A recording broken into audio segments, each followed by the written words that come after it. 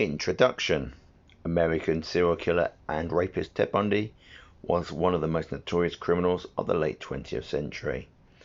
Known to have killed at least 36 women in the 1970s, he was executed in the electric chair in 1989. But who was Ted Bundy? Ted Bundy was best known as a 1970s serial killer, rapist, and necropidiac. He was executed in Florida's electric chair in 1989. His case has since inspired many novels and films about serial killers. Parents and siblings. Eleanor Louise Conwell, who went by Louise, was 22 years old and unmarried when she gave birth to her son Ted. Ted's father may have been Lloyd Marshall, an Air Force veteran and a Penn State graduate, according to Anwell, a co-worker of Ted's and the author of the book Stranger Besides Me. Other sources had Ted's father's name as Jack Worthington, while some rumors had it that his father was also his grandfather. Because Ted's birth certificate lists his father as unknown, his biological father's identity may never be confirmed. So in 1951, Louise married Johnny Bundy. Johnny Bundy, who gave his name to Ted, which is what gives him his infamous name of Ted Bundy.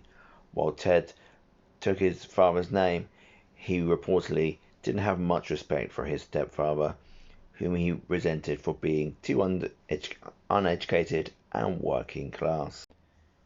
Louise and Johnny had several children together. Louise was still working as a secretary at the University of Puget Sound and still married to Johnny in the 1970s when Ted was accused of his crimes. She refused to believe the charges for years, although she changed her stance after he confessed. Early life.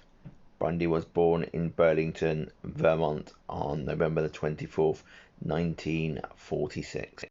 Ted started life as his mother's secret shame, as her illegitimate birth humiliated her deeply religious parents. Louise delivered Ted at home for unwed mothers in Vermont and later brought her son to her parents in Philadelphia. To hide the fact that he was an illegitimate child, Bundy was raised as an adopted son of his grandparents and was told that his mother was his sister. Eleanor moved with Bundy to Tacoma, Washington a few years later and soon married his stepfather Johnny. From all appearances, Bundy grew up in a content working class family. He showed an unusual interest in the macabre at an early age. Around the age of 3, he became fascinated by knives. A shy but bright child, Bundy did well in school but not with his peers. As a teenager, a darker side of his character started to emerge. Bundy liked to peer in other people's windows and thought nothing of stealing things he wanted from other people. Bundy graduated from the University of Washington with a degree in psychology in 1972. He had been accepted to law school in Utah, although he would never earn his degree. While a student at the University of Washington, Bundy fell in love with a wealthy, pretty young woman from California. She basically had everything that he wanted: money, class, and influence. He was devastated by their breakup. Many of Bundy's later victims resembled his college girlfriend, attractive students with long, dark hair. By the mid-70s, Bundy had transformed himself, becoming a more outward, confident, and active in social and political matters, even getting a letter of recommendation from the Republican governor of Washington after working on his campaign. Victims.